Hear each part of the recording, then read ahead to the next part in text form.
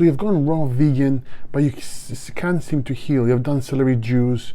What do you do? Understand, vegetable and green drinks are not the highest level of detoxification. The highest level is dry fasting.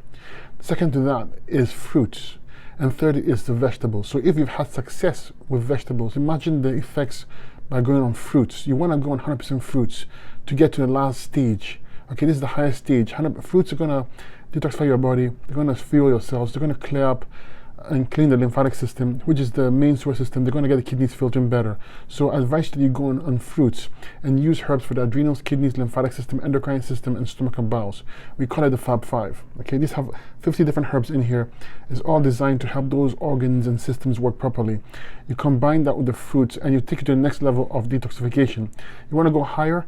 Mix the fruits and the herbs with some dry fasting. So 14 to 16 hour dry fast with fruits, no vegetables, and the herbs, and you see you go to the next level of healing.